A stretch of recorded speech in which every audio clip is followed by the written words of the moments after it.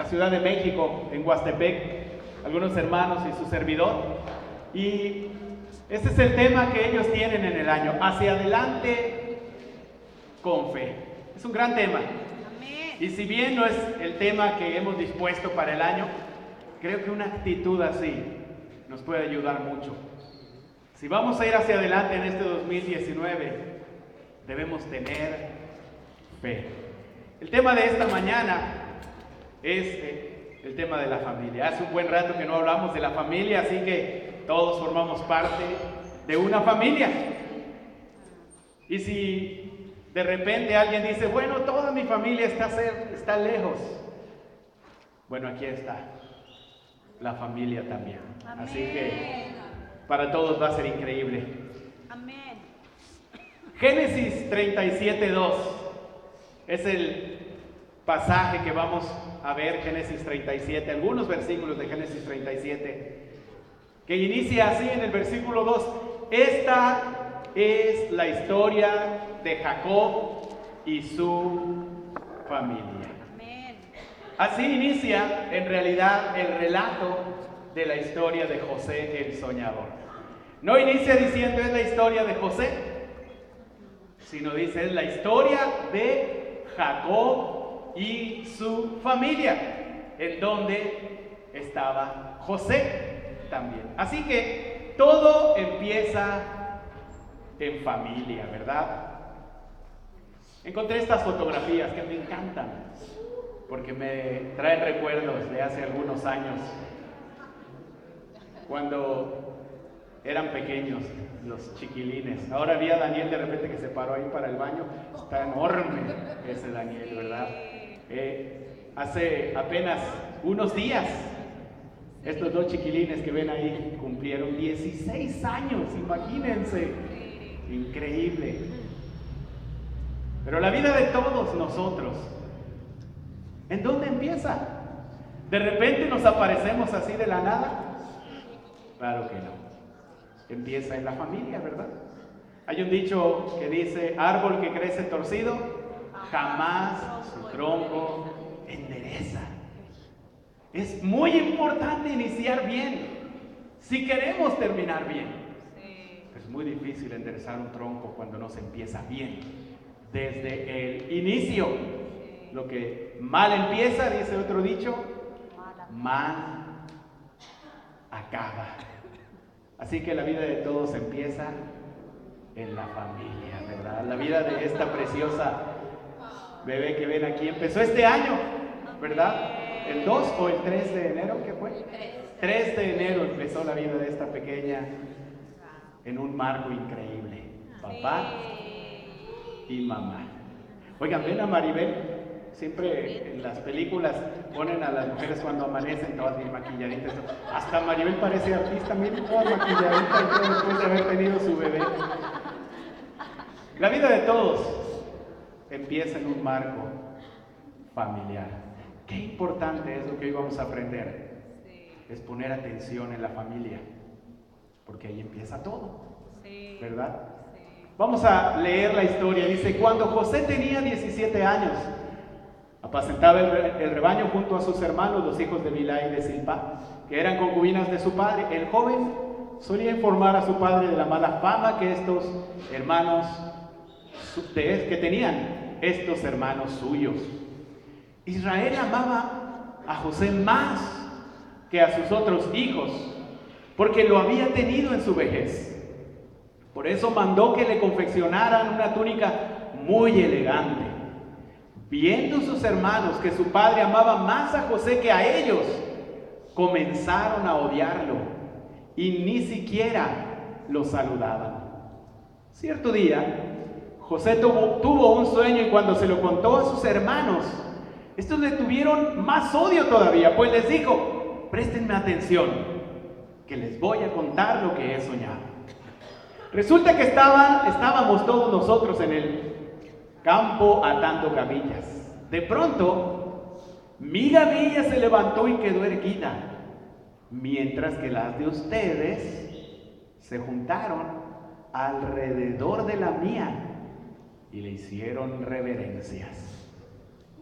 Sus hermanos replicaron, ¿De veras crees que vas a reinar sobre nosotros?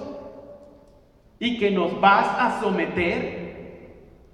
Y lo odiaron aún más por los sueños que él les contaba.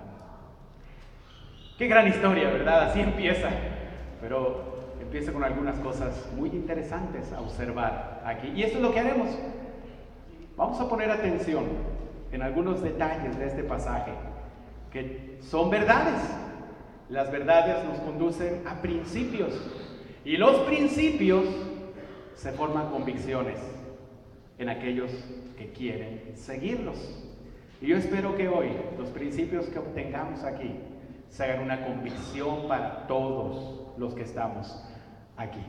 Bueno, vamos a observar primero algo aquí. Dice José y sus hermanos. Ahí está la familia de la que habla. ¿Quién? Papá era Jacob, los hijos eran José y sus hermanos. Como desde ahí ya empieza a verse una pequeña distinción, ¿verdad? Dice José y sus hermanos, como si uno tuviera más importancia que los otros. Bueno, ¿quién eran ellos? En el capítulo 35, versículo 22, dice: Jacob tuvo 12 hijos. ¿Quién aquí tiene más o menos la misma cantidad de hijos? Bueno, ¿quién formó? ¿Tú sí tienes? ¿Cuántos hijos tienes? 11 hijos. Ah, no, yo digo hijos. ¿Quién tiene hijos? Bueno, ¿quién forma parte de una familia más o menos así de grande? Ahí hay algunos, ¿verdad? Muy bien, familias grandes. Ahora, veamos cómo está constituida esta familia. Dice, los hijos de Lea fueron Rubén, que era el primogénito de Jacob, Simeón, Leví, Judá, Isaacar y Zabulón. Los hijos de Raquel fueron José y Benjamín. Los hijos de Bilhá, la esclava de Raquel, fueron Dan y Neftalí. Los hijos de Silpá, la esclava de Lea, fueron Gad y Aser. Estos fueron los hijos que tuvo Jacob en Padán Aram. 12 hijos, pero resulta que no son hijos de la misma mujer. Estos 5 que ustedes ven aquí, Rubén, Jacob, Simeón, Leví, Rubén, Simeón, Leví, Judá, Isaacar y Zabulón, ¿son 5 o 6? 6, ¿verdad? Son hijos de su primera esposa, Lea. Los segundos, José y Benjamín, fueron hijos de su segunda esposa. Y estos dos, Dan y Neftalí, hijos de Bilhá, la esclava de Raquel. Es decir, fueron hijos, diríamos hoy, que nacieron extramatrimoniales, igual los de Silpá, Gad y Aser, fuera del matrimonio, porque no eran su esposa. Ahora, hay aquí algunas cuestiones también importantes a aclarar.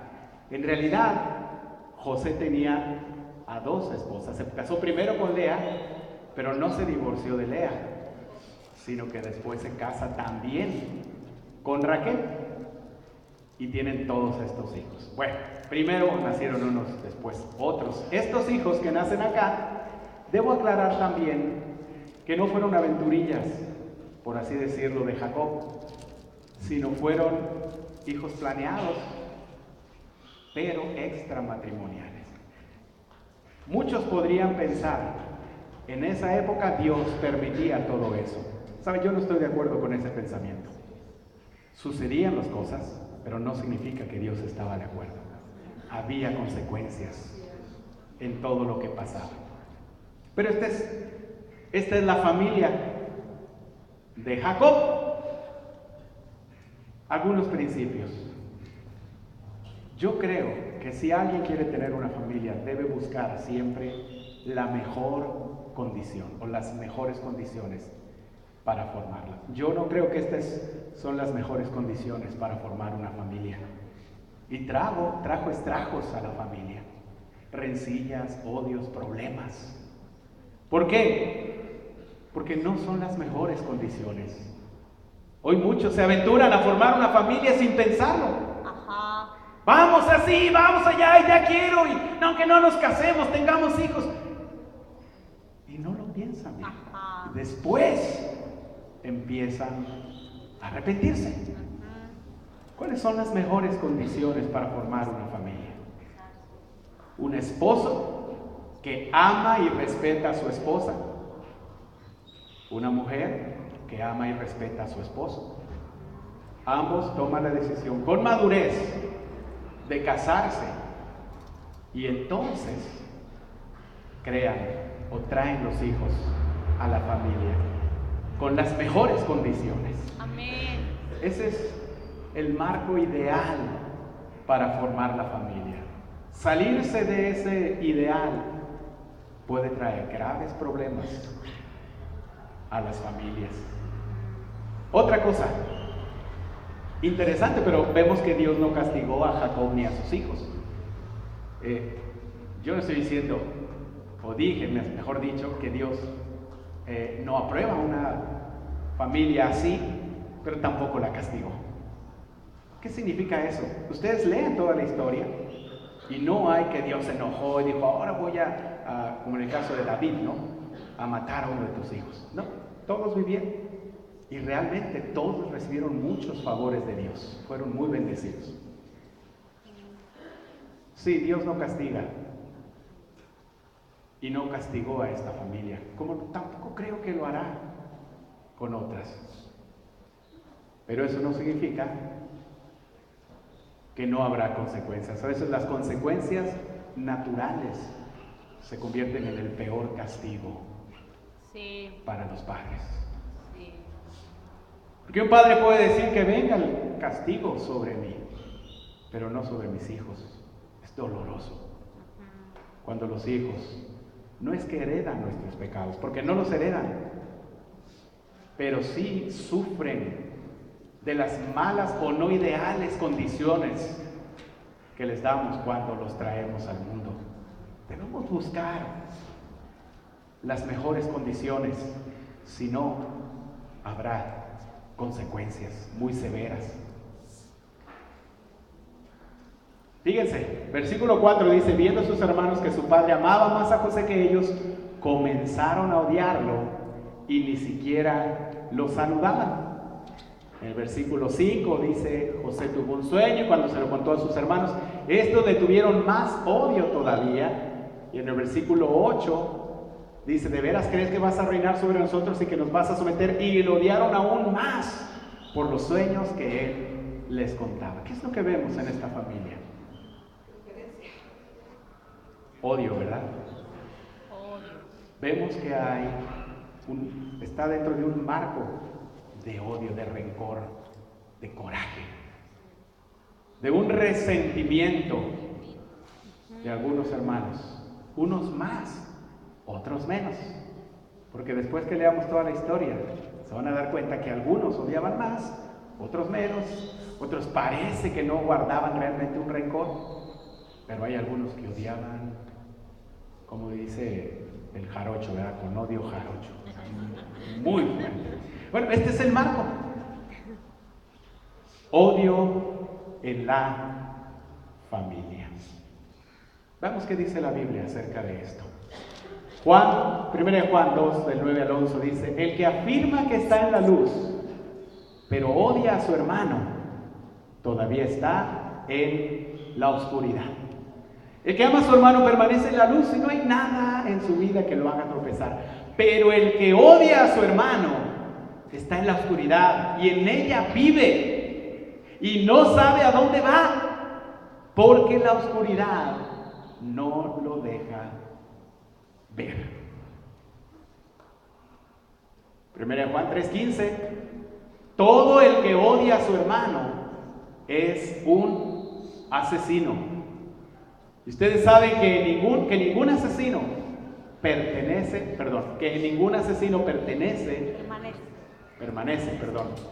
la vida eterna. Capítulo 4, versículo 20 al 21. Si alguien afirma, yo amo a Dios, pero odia a su hermano, es un mentiroso. Pues el que no ama a su hermano, a quien ha visto, no puede amar a Dios, a quien no ha visto. Y el que no nos ha dado este mandamiento, y Él nos ha dado este mandamiento: el que ama a Dios, ame también a su hermano. Creo que la Biblia es muy clara, ¿verdad? No puede haber odio entre los hermanos. No debe haber odio. Y nada es más doloroso para los padres que ver odio entre los hermanos. No hay forma de establecerse en ninguna religión, en ninguna familia o filosofía, no hay forma de establecerse en ningún lugar para ganarse la vida eterna si hay odio en su corazón contra su hermano. Ahora, ¿será que este pasaje o estos pasajes hablan del odio entre los hermanos carnales solamente? En realidad no. Este pasaje habla del odio en realidad con el prójimo. Sí habla del odio con los hermanos de carne y sangre, pero también habla del odio entre el prójimo. Más aún del odio entre nosotros, los hermanos. Lo voy a decir así, tal como es. Nadie puede decirse que está bien con Dios si en su corazón tiene odio en contra de alguien más. Nadie puede decirse, yo amo a Dios, pero odia, le tiene coraje, malas actitudes a alguien. Nadie puede decirlo. Nadie, o puede decirlo, pero no es real. Dice la Biblia, es un mentiroso. Es mentira que uno puede estar bien con Dios y sentir odio hacia alguien. No es verdad, no es posible. No hay forma, es como los engranes. No puede engranar algo así. Y es clara la Biblia. Si hay rencor o hay odio, eso debe salir. Si queremos estar bien con Dios. No significa que formar parte de una iglesia nos da la vida eterna. No. El amor de Dios se refleja en el amor, como dice aquí, hacia su hermano.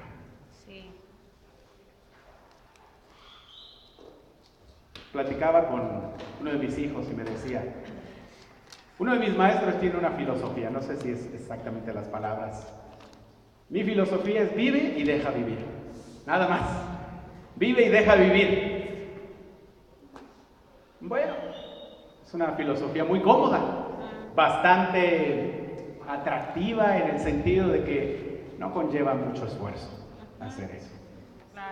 Una filosofía así es una filosofía que se soporta en una relación muy superficial con las demás personas.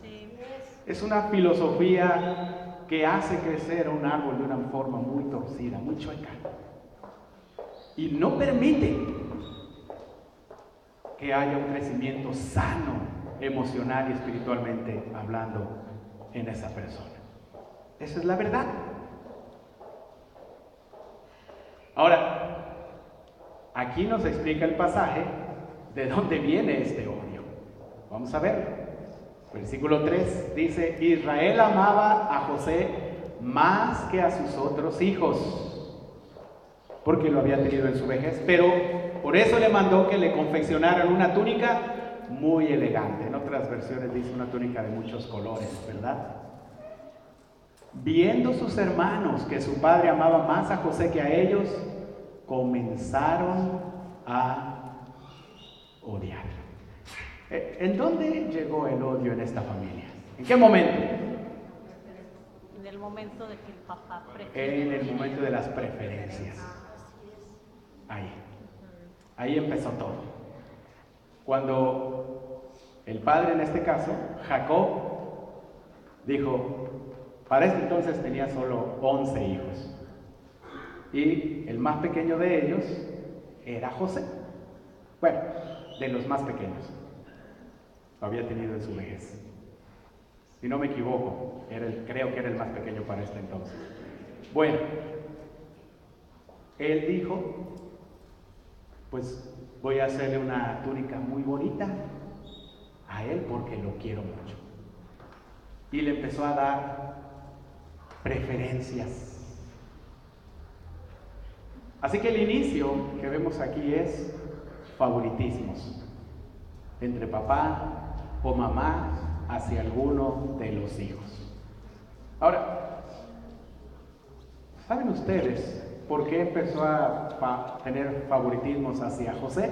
Ahí explica un poco, porque lo había tenido en su vejez, y otra cosa que no lo explica, pero lo sabemos, fue hijo de Raquel, la segunda esposa, a la que más amaba. Entonces, tiene a José, ay, mi Josecito, lo quiero porque es de mi esposa, la que realmente amo. Pero a la otra que no amo tanto, pues a los hijos los empezó a no tratar tan bien. Eso es favoritismos. Dio un trato desigual a José que al resto de los hijos. Y esto dolió a los hijos. Este tema no es para hacer sentir culpable, sentirse culpable a nadie. No, no es el punto. Pero sí de reflexionar cómo has hecho las cosas. ¿Tienes favoritos? Me encantó porque me acerqué ahorita con la mamá de Olga y la saludé y yo, ¿cómo la ha tratado su hija? Digo, la favorita, ¿verdad? Y Olga dijo, sí, bueno, no es cierto. Ella misma, Olga, dijo, no es cierto. No hay favoritos en la familia. Buena respuesta. ¿Por qué? Porque viene de la hija. Ella es la que siente. Los hijos aquí son los que sintieron. El odio, ¿en dónde nació? En los hijos que no se sintieron igual tratados ni igual amados. Mucho cuidado con amar más a algunos, que porque es el más inteligente, que porque es el que tiene mejores notas, que porque es el que está sobresaliendo, que porque es el chiquito, No, cuidado con favoritismos. Ahora, hay matrimonios que traen a la unión matrimonial hijos de otro matrimonio. ¿Está mal? Pues no es la mejor condición, pero tampoco tiene que estar mal, siempre y cuando papá y mamá se comprometan a amar a todos los hijos, los míos y los tuyos, como si fueran de uno mismo. Así, igual. Si no hay esa actitud, yo diría que no están preparados para el matrimonio. O para formar una familia unida otra vez. No están preparados. Debe de haber categóricamente una convicción. Me caso contigo porque te amo y porque voy a amar a tus hijos, como si fueran mis hijos. Y es el mismo trato que se le debe de dar. Si no, mejor no te metas. Porque vas a hacer infeliz a la mujer con la que te cases y a sus hijos. Por eso es muy importante. El favoritismo trae muchos problemas al matrimonio, a la familia. ¿Cuáles son las razones que dio, dice la escritura, de Jacob? Pues es que ya estaba muy viejito, fue mi chiquito. No hay excusas. No hay razón. Debemos tratar a todos por igual. Las razones no nos libran de las consecuencias. Ahí está un ejemplo claro, pero que pasó apenas hace algunos días. He escuchado muchas entrevistas de personas que han dicho, murió mi esposo, murió mi hijo, murió mi hija. En realidad ellos eran inocentes, porque ellos no se dedicaban al huachicoleo. Pero, pues, mi esposo tenía una camioneta y le faltaba gasolina y dijo, bueno, pues voy a ir y agarrar un poco. No lo iba a vender, era para él, pero era inocente.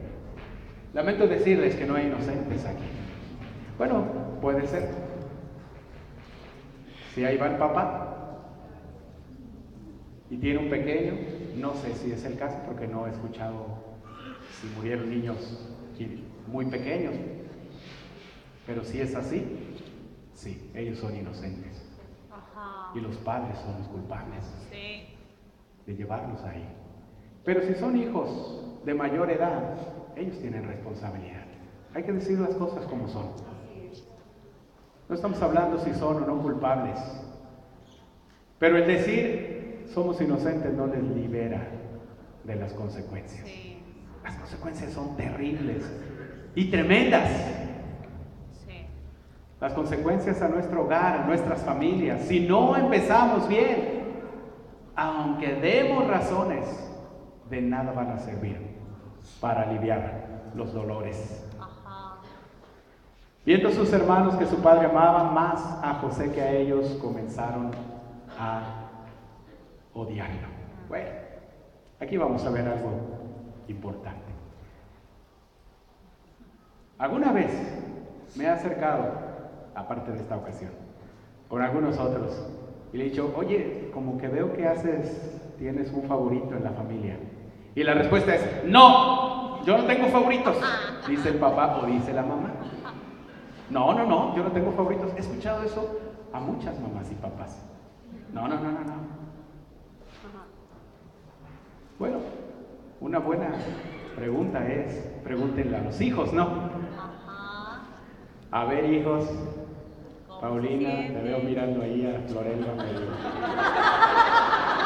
raro.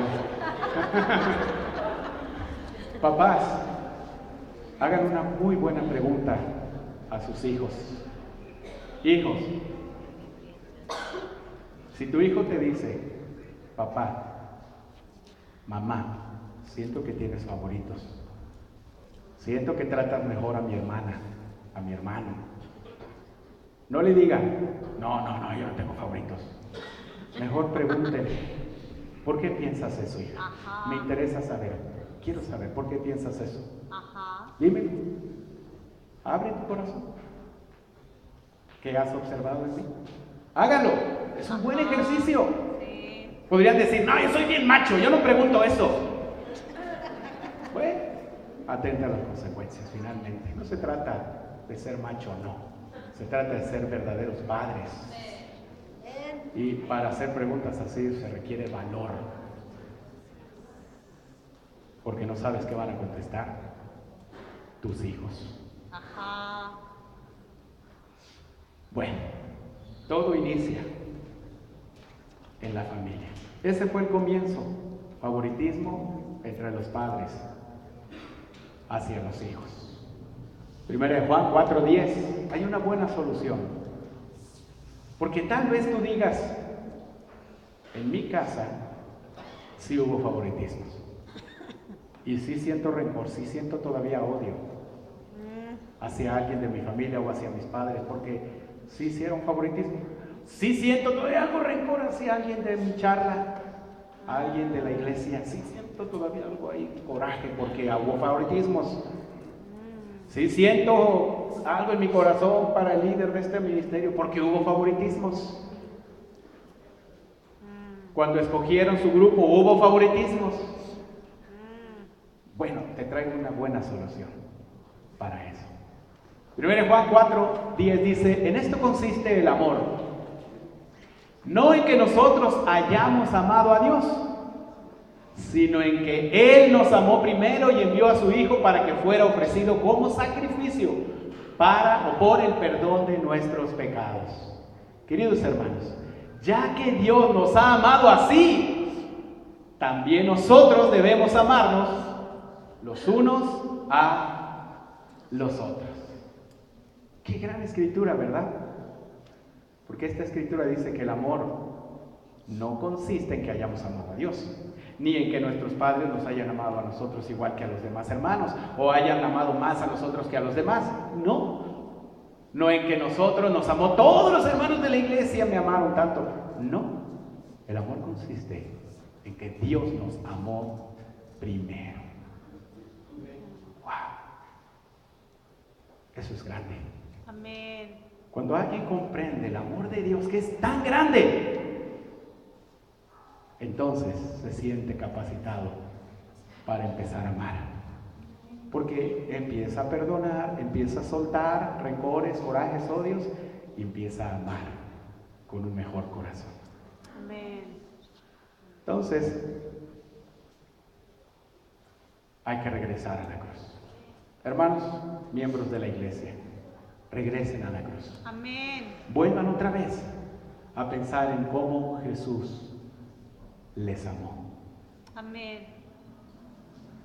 ¿Saben qué me ayuda algunas veces que llego cansado, estresado a la casa y que quisiera que al llegar mi esposa tuviera todo en orden en la casa y llegara y me dijera: mi amor, qué bueno que viniste, y me recibiera con un beso y me dijera: ¿qué quieres de cenar? Te tengo esta y esta opción. ¿Qué quieres?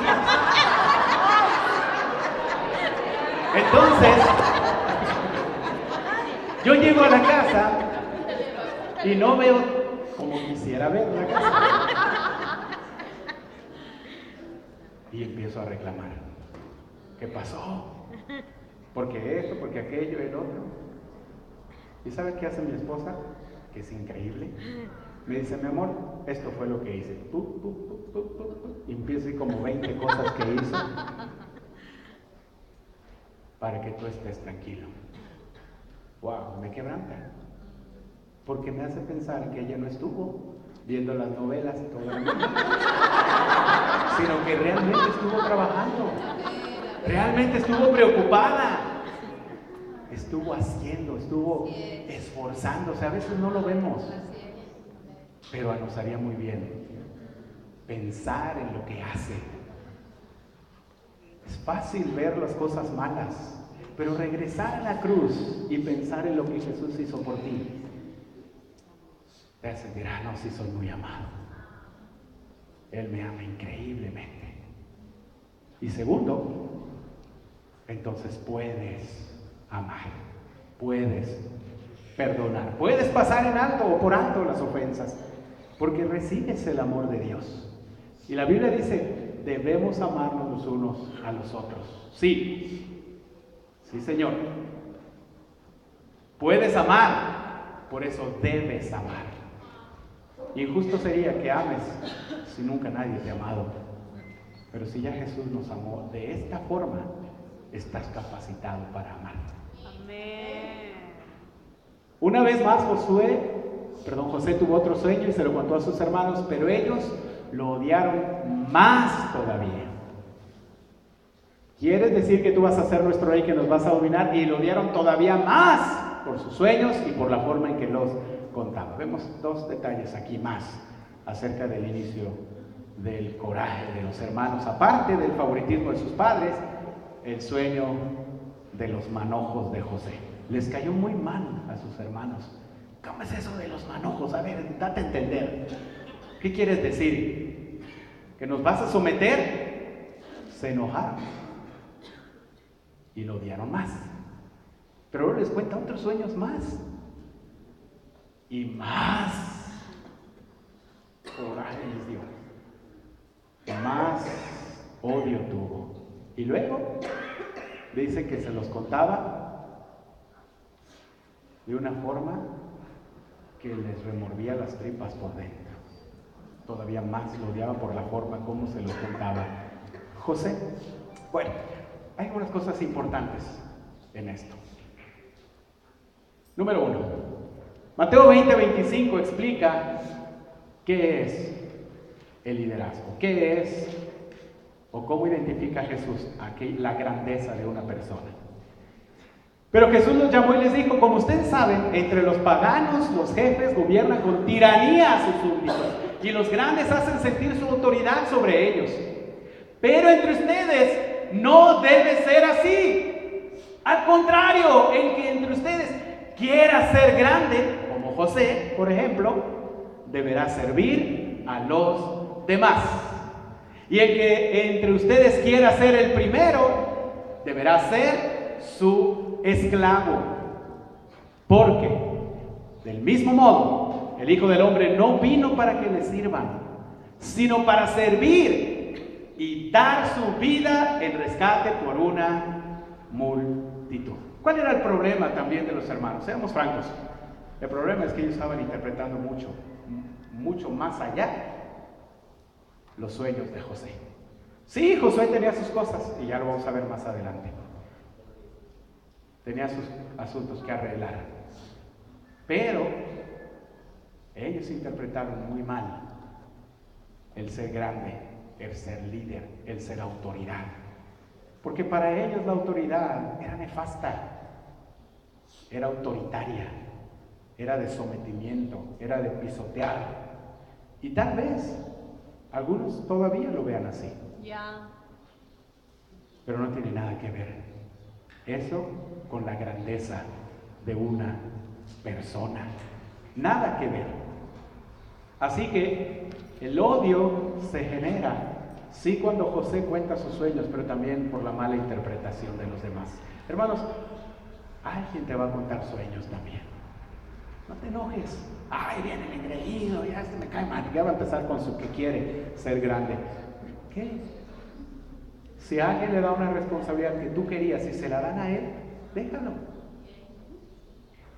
Porque Dios le va a pedir cuentas de cómo desempeña esa responsabilidad. Y si lo hace mal, se las verá alguna vez con Dios. Pero no es para engrandecerse, no es para humillar a los demás, es para servirlos. Y aquí en la iglesia así debe de ser, hermanos. Amén. El liderazgo en la iglesia no es para humillar a los demás, No.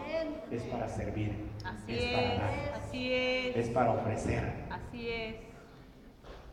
Es que no debe haber rencillas, porque alguien presuma querer ser un servidor.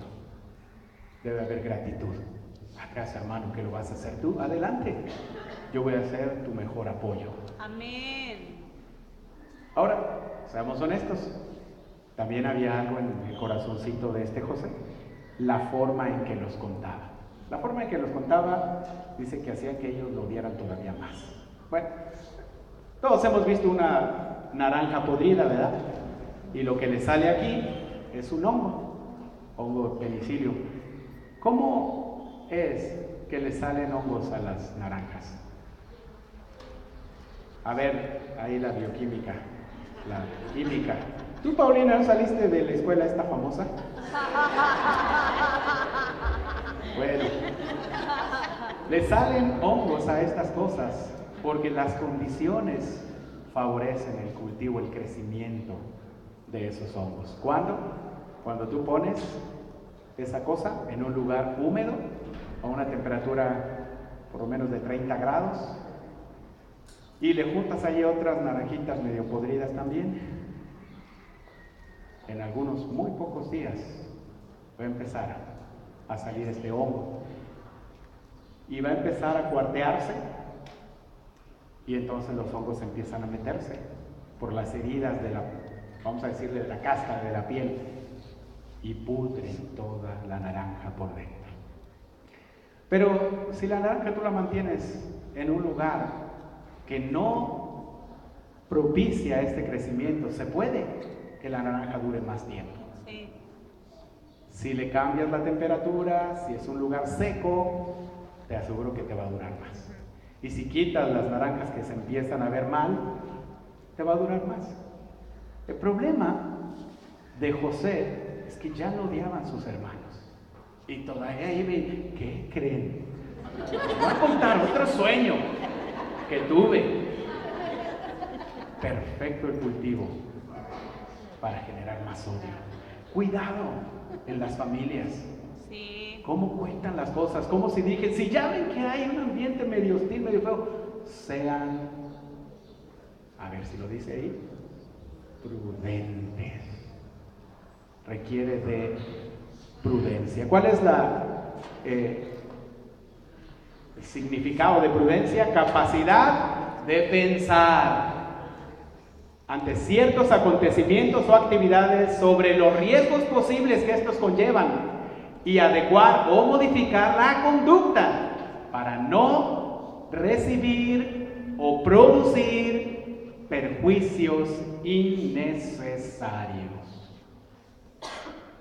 La falta de prudencia de José hizo que hubiera más odio todavía. La falta de prudencia de algunos de nosotros puede producir más odio todavía. Tengamos cuidado de no echar más brasas calientes o más brasas al carbón porque lo enciende más. Seamos prudentes. Algunas veces hay que dar un paso atrás. Perdón, no es lo que quise decir. Lo siento. Sí. Y yo lo he tenido que hacer en varias ocasiones. Si tú no estás dispuesto a hacerlo cuando eres imprudente, lo único que vas a provocar es más odio a tu alrededor. Proverbios 13:15 dice: el buen juicio reanuda en aprecio, pero el camino del infiel no cambia. El prudente actúa con cordura, pero el necio se jacta de su necedad. El mensajero malvado se mete en problemas porque no es prudente. El enviado confiable, porque es prudente, porque no dice: yo digo lo que pienso, no importa si hiero a alguien o no, ese es problema de ellos. No. Ese es el que se jacta de su necedad. Yo soy así, honesto, sincero, claro, transparente. Eres necio, eso es lo que eres. Sí, así es. Y no se puede hablar con alguien necio. No. Pero el prudente es más confiable. ¿Sabes? Ayúdame a arreglar esto. Yo sé que tú eres prudente. Es un mensajero confiable. Aporta la solución. Bueno. Versículo 20. Vengan, vamos a matarlo. Luego lo echaremos a un pozo y diremos que un animal salvaje se lo comió. Y vamos a ver qué pasa con sus sueños. ¿Hasta dónde llegó el odio de esta familia? Fíjense, era tan fuerte el odio que decidieron matar al hermano. ¡Qué fuerte! ¿Hasta dónde puede llegar tu odio? Ten cuidado, Sí. porque tal vez ya mató una relación. Sí. Cuidado, muchachos. Sí. Vuelvan a la cruz. Piensen en el amor de Dios. Familiares, perdonen, hagan las paces. Reconozcan, no he actuado del todo bien. Quiero empezar de nuevo, porque así puede terminar la vida de uno. Asesinando, matando la relación. Conclusiones. Todo empieza en la familia. No se trata de buscar culpables, como lo dije, sino de tomar decisiones. Amén. No hay excusas, no hay excusas.